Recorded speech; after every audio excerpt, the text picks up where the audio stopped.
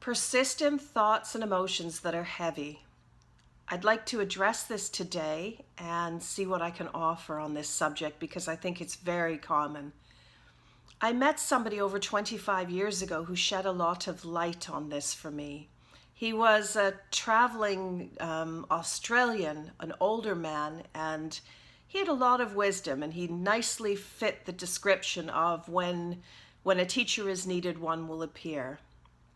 So at that point in my life, I was experiencing a lot of emotional turmoil, and the root of those feelings, though I hadn't entirely identified that, was for sure feelings of not good enough, and it related to my own childhood story and aspects of that I had allowed to inhabit in my mind and became triggers and patterns of behavior and feeling. So there I was with that story, and I was going through, in many ways, a very hard time, a very emotionally charged time for me.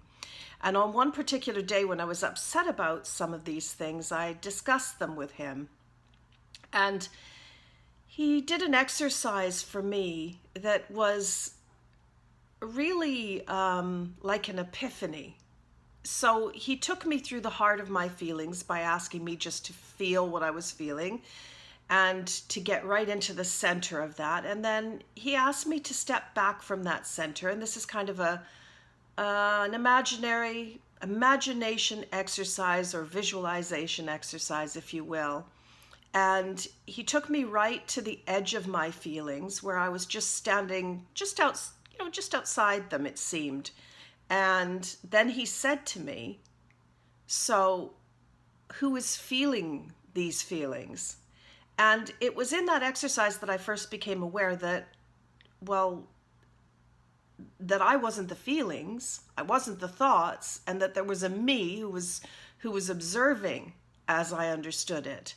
And so it was a really important exercise and demonstrated to me that I'm not my feelings and I'm not my thoughts, and neither are you. So I'd like to speak to that today and discuss with you some ways that you might meet your own feelings that would give you some measure of peace. I often say, and I'm sure you know this too, that, you know, none of whatever you're feeling that seems heavy or, persistent in a way that makes you very uncomfortable, none of it can exist in the present moment. It's funny, that's so simple, and yet we so often forget that one thing. So whatever it is you're feeling, breathe into this moment, because all of those heavier thoughts and feelings, each and every one of them, they exist either in your past or in a projection of the future in terms of what you think might be coming, any fears that might trigger in you. So they're interconnected, the so-called view of the future and your construct or your story from the past. They can't exist without each other, but right here in the moment, none of that exists. So breathe into the moment and you will feel that the feelings disperse and you become more like what I described in that, it's a mindfulness exercise that wise Australian did with me. It's essentially you become more of the observer in your own life. So know that you can do that at any time, and it's tremendously beneficial. Let me just think if there's anything else I can share with you about this.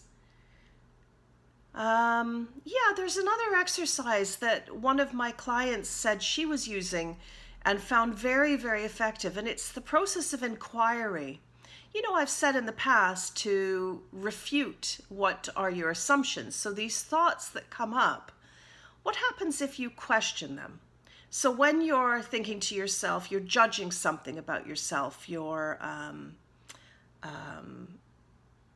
I don't know, you think you are not beautiful, or you feel in some way, you're criticizing yourself because you're feeling like a failure in some way. So let's pretend for a moment that's how you're feeling. What if you say to yourself, just breathe breathing is amazing, actually. It is the simplest thing you can do for yourself and the most transformative. But anyway, what if you ask yourself, what if that isn't true? Honestly, it's interesting the space that opens up, just that one question.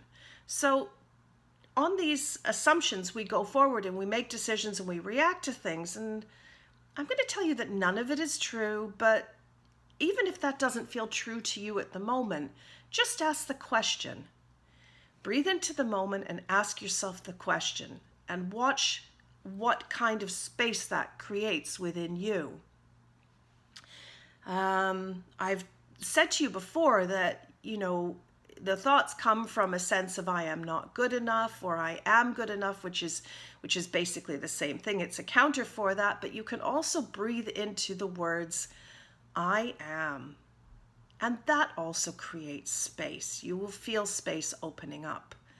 Let me see now. I'm just trying to think if there's anything else that I can offer you on this subject that's simple and really effective. You know what? Actually, what I'd like you to do, if you don't mind, is just share in comments, if you like, anything that comes up for you. And I will address that directly if I've missed anything, because often it's very helpful if you prompt these things. And thank you to any of you, the ones who have sent me questions by messenger or by private message through Instagram. I very much appreciate that. And I hope that I'm managing to address those questions that you had. So I leave you with these words. The truth is always simple.